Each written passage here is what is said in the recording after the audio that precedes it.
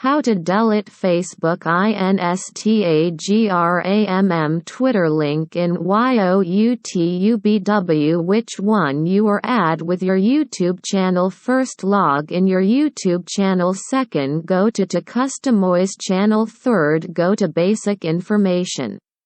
Fourth, links. Add links to sites you want to share with your viewers. Let's start in with practical video.